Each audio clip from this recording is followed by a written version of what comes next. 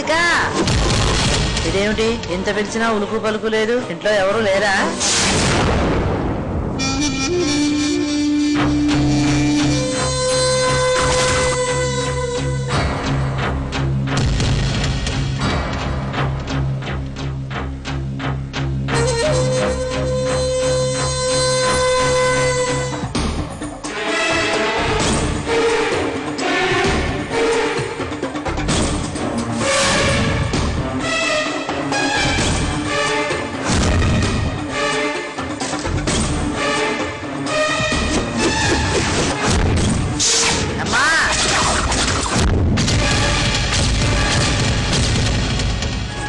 రాధిక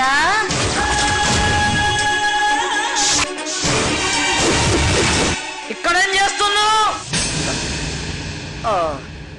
అపచారం అపచారం పూజ చేస్తున్నావా తల్లి చెయ్యి చెయ్యి చెయ్యి అయిపోయిందా రామ్మా రా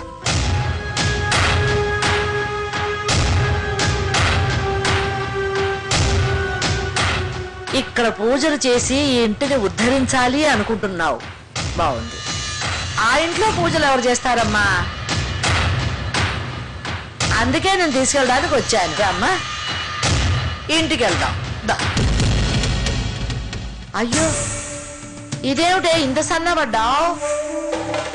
2 రోజులకే బెంగ పెట్టుకుని చిక్కిపోతే ఎలాగమ్మా దా ఇంటికి వెళ్దాం దా ఏ ఇంటికి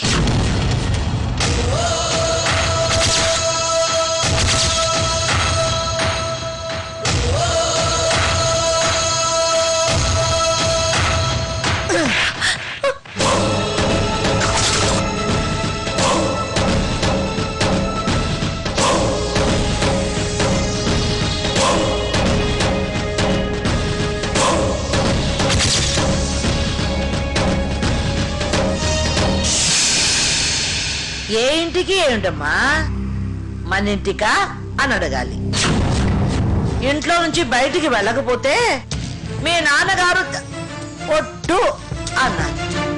అదేగా నీ అనుమానం అందుకేగా నువ్వు సందేహిస్తున్నావు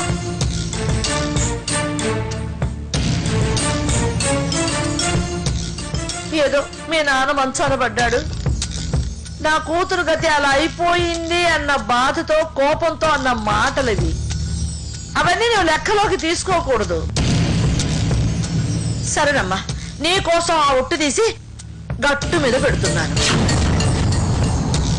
సరేనా రామ్మ పోదాం రా పోదామన్నా మావయ్య గారు రాని ఆయనకి చెప్పొస్తాను అయ్యో తల్లి ఆయన వస్తే వీళ్ళు చెప్పారా చెప్తారులేమ్మా రా లేదు బామ్మ నేను రోడ్డు మీద ఉంటే తీసుకొచ్చి ఉండడానికి చోటిచ్చి ఇంత తిండి పెట్టి నేను నీరసం వచ్చి పడిపోతే నాకు వైద్యం చేయించి కాపాడారు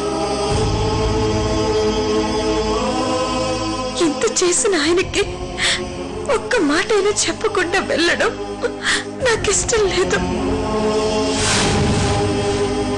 అందుకే నిన్ను వేడుకుంటున్నాను మావయ్య వచ్చాకే వస్తాను అర్ధరాత్రి ఆడపిల్ల ఒంటరిగా కనిపిస్తే ఇంటికి తీసుకొచ్చి దింపాలి అన్న జ్ఞానం మాత్రం రాలేదు చాలా ఆపండి మీ మనవరాల్ని ఆపే హక్కు మాకు లేనప్పుడు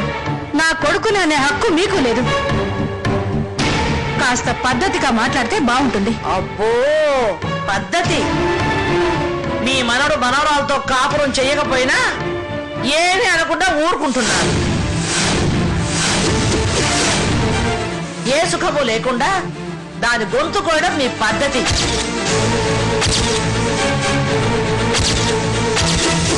మీ మనవడు పద్ధతి